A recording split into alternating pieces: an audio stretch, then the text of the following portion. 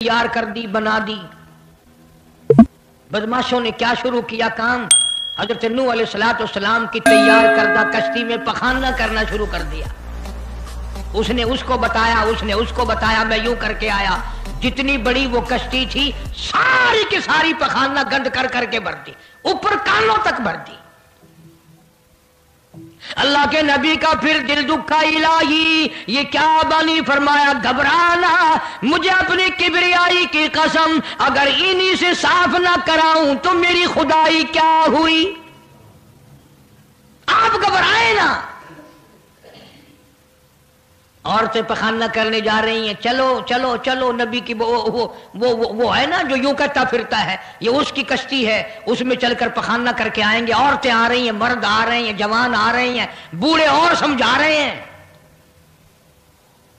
ہمیشہ رواج اور رسم کے بارے میں اور شرک یا باتوں کے بارے میں نوجوانوں کو بوڑھے سمجھایا کرتے ہیں، نئی باتوں پہ نہ لگنا، ہمارا پرانا زمانہ یاد رکھنا، ہمارے باپ دادا یوں کیا کرتے تھے۔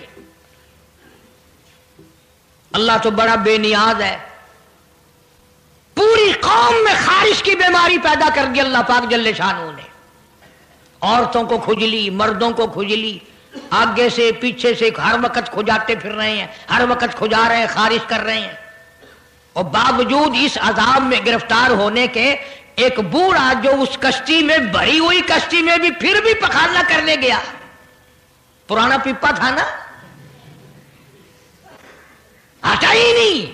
چلو یوں تو تسلی کرنی تھی کہ اب تو بھر گئی، اب تو جانے دوں۔ کنارے پہ بیٹھ کے پخانہ کیا، کمزور جان تھی، اٹھنے جو لگا دھڑام سے اس کے اندر ہی گر گیا۔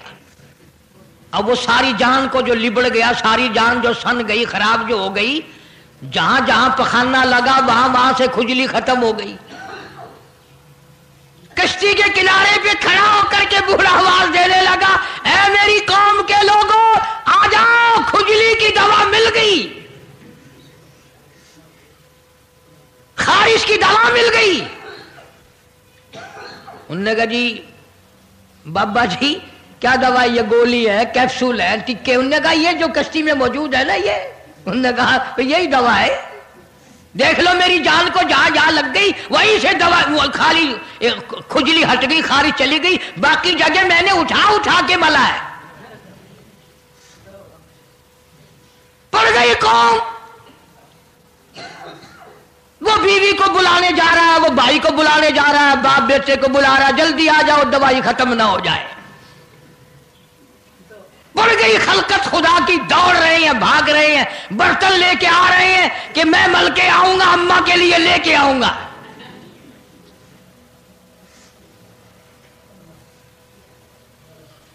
خدا جا ہوا۔ یہاں تک لکھا مفسرین نے کہ گھڑیوں کی گھڑیوں میں سارا اٹھا کر لے گئے، پھر جب نہیں ملا کشتی دھو دھو کر پینے لگے، اور جو پیوے اسی کی خارش ختم، جو ملے اسی کی کھجلی ختم۔ اللہ پاک نے آواز دی، کیوں میرے نوح علیہ السلام دیکھ رہے ہو؟ کہ جی ہاں۔ کہ پھر مانتے ہو نا میری خدائی کو؟ دیکھ لو انہیں سے صاف کرا دی کہ نہیں؟ یعنی گو کھانا منظور کر لیا، نبی کی بات نہ مانی، پیغمبر کی بات نہ مانی، اللہ کے جلیل القدر نبوت کے تاج والے کی بات نہ مانی۔ آ گیا وہ وقت جب اللہ پاک جل شانہ نے عذاب بھیجنے کا وقت مقرر کر رکھا تھا، اور پھر بھی بات نہیں آئے، چھیڑ خانی کرتے تھے نوح علیہ السلام کے ساتھ۔ کیوں بھائی؟ وہ تو کہہ رہا تھا عذاب آئے گا، کب آئے گا وہ عذاب؟ جدھر سے گزرتے ہیں نوح علیہ السلام لوگ چھیڑ خانی کرتے ہیں، تو کہتا تھا عذاب آئے گا، عذاب آئے گا، اب تک تو آیا نہیں، انتظار کرتے کرتے ہمارے سبحان بال ہو گئے، وہ آئے گا کب؟ اللہ کا پاک پیغمبر نوح علیہ السلام روتے روتے گزر جاتے، اللہ کے قہر کو دعوت نہ دو، پناہ مانگو، توبہ کرو۔ انہوں نے کہا جا جا جا کے لے عذاب جو سا لاتا، ہم نہیں ڈرتے۔ عورتیں چھیڑ خانی کرتی تھی، مرد کرتے تھے۔ ایک دن نوح علیہ السلام تندور پہ روٹیاں پکوانے کے لیے گئے. بوڑھی روٹیاں پکایا کرتی تھی, روٹی بھی پکاتی جاتی ہے, وہ بھی بعد نہ آئی. کہنے لگی بیٹا نوح, شکل بھی تیری اچھی, صورت بھی اچھی, عادت بھی اچھی, بڑا شریف معلوم ہوتا ہے, لیکن تجھے جھوٹ بول کے کیا ملا؟ تو نے جھوٹ کیوں بولا؟ انہوں نے کہا اماں میں نے کیا جھوٹ بولا کہ تو کہتا تھا عذاب آئے گا. ذہنیت دیکھو, تو کہتا تھا عذاب آئے گا, وہ آیا تو ہے نہیں. اللہ کے نبی کی آنکھوں میں آنسو آ گئے. فرمایا مائی اللہ سے پناہ مانگ, اللہ کی عذاب سے پناہ مانگ, وہ اس پہ قادر ہے, وہ اس پہ بھی قدرت رکھتا ہے. تیرے اس تنور میں سے پانی ابل پڑے, وہ اتنی بھی طاقت رکھتا ہے. چنانچہ نوح علیہ السلام نے وہاں سے پیٹھ پھیری اور چلے ہی تھے کہ اندازہ لگاؤ کسی گلی جگہ سے اگر پانی نکلتا تو کچھ سمجھ میں آ سکتا تھا. اور خدا تو وہ ہے, آگ میں سے پانی نکال دیا, تندور میں سے پانی ابلا, اس تندور میں سے ہی پانی ابلا. سیدنا نوح علیہ السلام نے اپنے ماننے والوں کو اکٹھا کر کے کشتی میں بٹھا لیا. خود بیٹا خود گھر میں پیدا ہوا, گھر والے نے جنا, گھر میں پلا. نوح علیہ السلام کا لخت جگر, پیارا نور نظر, جس کا اللہ پاک نے ان آیتوں میں ذکر خیر فرمایا. میں قرآن کریم کی آیتوں کا ترجمہ کرتا ہوں. فرمایا وہی تجری بہم فی موج کالجبال ونادى نوح. سیدنا نوح علیہ السلام نے اپنے لخت جگر کو, اپنے نور نظر کو, اپنے بیٹے کو آواز دی, یا بنی ارکب, او میرے پیارے بیٹے, او میرے نور نظر, او میرے لخت جگر, او میری گھر والی کا دودھ پینے والے, اور میں نبی کی گود میں پلنے والے ہیں, ارکم معنا ولا تکن مع الکافرین. آ جا, ایمان والوں کی کشتی میں سوار ہو جا, میں نبی کے ساتھ لگ جا, میری بات مان جا. بیٹے کو سمجھایا ہے سیدنا نوح علیہ السلام نے, آ میری بات سن, او بیٹے آ جا, مارا جائے گا. وہ آگے سے کہنے لگا, قرآن نے باپ کی بیٹے کی گفتگو کو نقل فرما دیا. آگے سے کہنے لگا قال سآوی الی جبل یعصمنی من الماء. او میرے ابا, مجھے پانی سے نہ ڈرا, مجھے سیلاب سے نہ ڈرا, مجھے طوفان سے نہ ڈرا. یہ تھوڑے اونچے اونچے پہاڑ ہیں, میں پہاڑیوں پہ چڑھ بیٹھوں گا, میں پہاڑی پہ چڑھ کے بیٹھ جاؤں گا. کیا کرے گا میرا پانی, سیلاب میرا کیا بگاڑے گا, یہ تھوڑی اونچی پہاڑی ہے. اللہ کے نبی نے پھر جواب دیا, او بیٹے تو نہیں جانتا, قال لا عاصم اليوم من امر اللہ الا من رحم. او میرے بیٹے غلط خیال تیرا, پہاڑیاں نہیں بچا سکتی, اونچائی بلندی اس کے عذاب سے نہیں بچا سکے گی, الا من رحم. آج تو وہ بچے گا جس کو وہ اپنی رحمت کی چادر اڑا دے گا. وحال بینہم الموج فکان من المغرقین.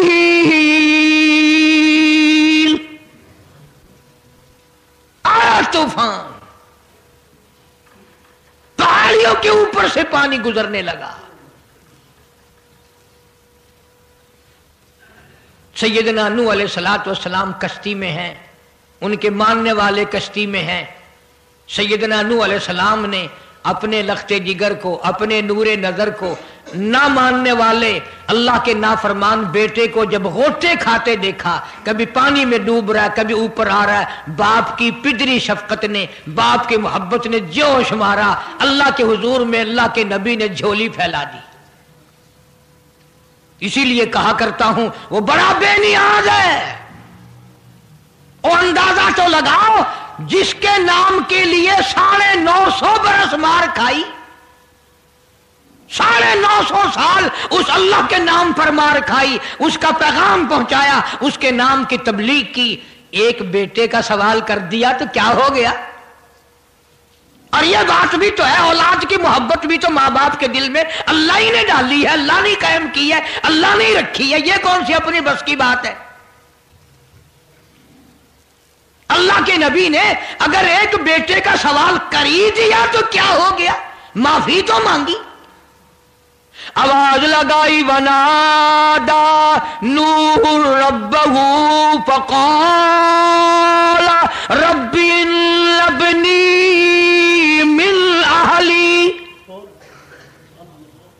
ओ जमीन और आसमान के मालिक, ओ मेरे रब, ओ मेरे परवरदिगार, मेरा एक बेटा डूब रहा है।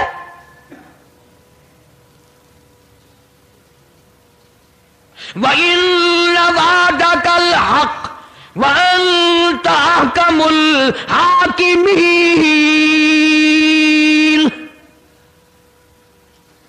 और तेरा वादा था कि जो तेरे होंगे उन्हें नहीं डुबोऊंगा। ये मेरा बेटा, मेरी बीवी ने जना, मेरी बीवी का दूध पीता रहा, ये मेरे सामने डूब रहा। मेरे अल्लाह, तू अच्छा वादा करने वाला है और तू वादे का पक्का करने वाला है। ये बेटा डूब गया मेरा, मेरे मौला। तो चाहिए तो ये था कि आवाज आती, चलो तुमने हमारे नाम के लिए इतने दिनों मार खाई, पैगंबरी निभाई, नबूवत का मिशन तुमने पूरा किया, हम एक तेरे बेटे को बचा ही देते हैं। इल्लबली मिन आली व इल्ल वादकल हक़ व अंत अहकमुल हाकिमीन। आवाज आती है, क़ाल या नूह ओ नूह इन्नहु लैसा मिन अहलिक। ये तेरा है ही नहीं, तेरा नहीं है ये। इलाही कैसे नहीं है मेरा? मेरी बीवी के पेट से पैदा हुआ, मेरी पुष्ट से पैदा हुआ, मेरे नुत्फे से पैदा हुआ, मैंने इसको गोद में पाला, मैंने इसको गोद में खिलाया, मैंने इसको कंधे पे उठाया। मैं पहचानता हूं ये मेरा है, मेरा है, ये मैं इसका अब्बा हूं, ये मेरा बेटा है। आवाज आई, नूह जुबान रोको, इन्नहु अमलुन गैरु सालिह, और इसके अमल और है, तेरे अमल और है। यह मेरी रहमत से बड़ा दूर है, यह मेरी रहमत से इतना दूर है, इतना दूर है कि इन्नहु लैसा मिन अहलिक इन्नहु अमलुन गैरु सालिह। और अगली बात जो, अगर आप अरबी समझते ना, खुदा की कसम जिगर फट जाता। मैं मानता हूं तुम्हारे अंदर ईमान की दौलत है, ईमान का शोला है, ईमान का नूर है। तुम अगर अरबी समझते, कलेजा चिर जाता। अल्लाह पाक ने फरमाया, ओ मेरे नूह, ओ मेरे नबी, खबरदार, अगर तुमने दोबारा इस बेटे का नाम लिया, ताजे नबूवत उतार लूंगा।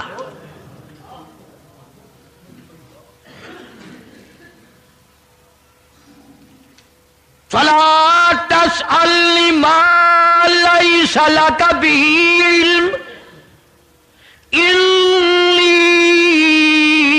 अईदुका अन तकूना मिनल जाहिलीन।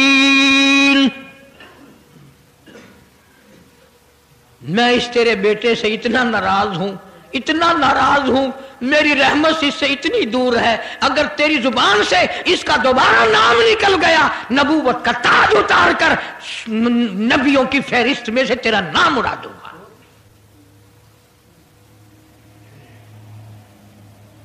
सारी बातों का हल हो गया कि नहीं?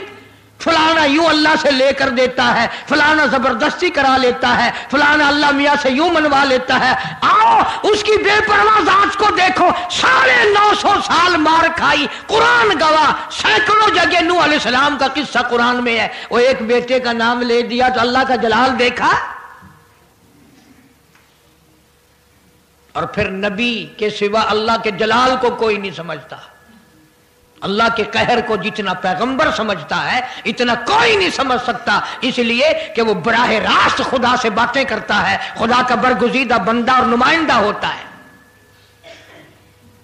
فوراً اللہ کا نبی ڈرا. پیغمبر اتنا بڑا جلیل القدر نبی ہو کر گھبرایا. فوراً جھولی پھیلا دی، ربی لی اعوذ بک ان اسألک ما لیس لی بہ علم وإلا تغفر وترحمنی اکن من الخاسرین. میرے اللہ اگر تو نے رحم نہ فرمایا، تیری کریمی کا دریا مجھے نہ ملا، تیرے رحم کی چادر اگر میرے سر سے اتر گئی تو میں تو مارا جاؤں گا. تیرا کرم مانگتا ہوں، تیری بے نیازی کا صدقہ مانگتا ہوں. اے رحیم کرم فرما، مجھ سے غلطی ہوئی، مجھ سے بھول ہوئی، مجھے معافی عطا فرما. قرآن کریم نے تفصیل کے ساتھ واقعات ذکر کر کے یہ بات سمجھا دی کہ مجھے کوئی مجبور نہیں کر سکتا، مجھ پر کوئی جبر نہیں کر سکتا، کوئی ولی، کوئی پیغمبر. اب یہ تو اس نبی کی بات ہے جس کا قرآن نے سینکڑوں جگہ ذکر ہے کہ ایک بیٹی کی بات کر دی تو اللہ پاک کی طرف سے جھڑکی ملی، دھمکی ملی کہ اگر دوبارہ نام لیا تو نبوت سے میں تمہارا نام کاٹ دوں گا. تو میری تیری کیا ہستی ہے؟